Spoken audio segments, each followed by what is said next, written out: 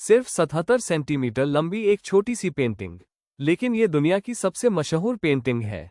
हर साल 10 मिलियन से भी ज्यादा लोग पेरिस सिर्फ इसे देखने आते हैं।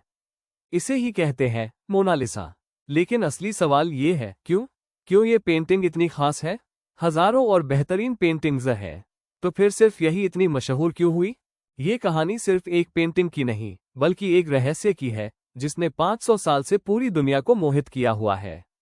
जब लियोनार्डो दा विंची ने इसे बनाया, तो शायद उन्होंने भी नहीं सोचा होगा कि यह पेंटिंग आने वाले समय में इतनी अनोखी हो जाएगी। मोनालिसा की मुस्कान पर आज तक बहस होती है, क्या वो सच में मुस्कुरा रही है? या फिर उसके चेहरे पर कोई और ही भाव है? उसकी आंखें आपको हर कोने से देखती लगती हैं।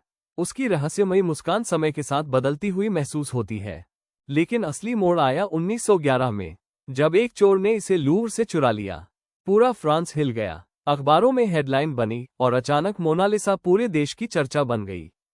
विंचेंजो पेरुजिया, एक इतालवी देशभक्त, मानता था कि मोनालिसा फ्रांस में नहीं, बल्कि इटली में होनी चाहिए। उसने लूव्र म्यूजियम में बंद होने के बाद छिपकर रात बिताई, फिर पेंटिंग को उसके फ्रेम से निकालकर अपने कपड़े के नीचे छुपा लिया। 2 साल बाद जब यह वापस मिली, तब तक ये पेंटिंग राष्ट्रीय गर्व बन चुकी थी। और यहीं से शुरू हुई इसकी वैश्विक प्रसिद्धि। 20वीं सदी में मीडिया, फिल्मों और विज्ञापनों ने मोनालिसा को और भी मशहूर बना दिया। वो सिर्फ एक पेंटिंग नहीं रही, बल्कि एक सांस्कृतिक प्रतीक बन गई।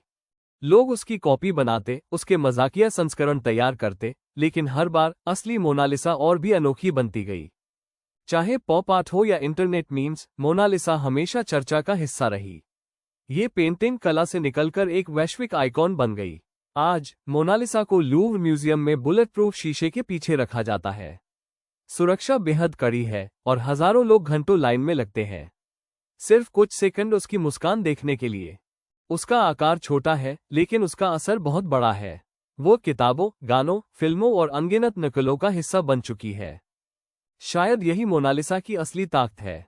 वो सिर्फ एक तस्वीर नहीं, बल्कि एक रहस्य है, जो आज भी पूरी दुनिया के लोगों के दिल और दिमाग में जिंदा है। लियोनार्डो दा विंची ने इसे 500 साल पहले बनाया था, लेकिन आज भी वह हमें वही सवाल पूछती है, जब तुम मुझे देखते हो, तो तुम्हें क्या दिखाई देता है?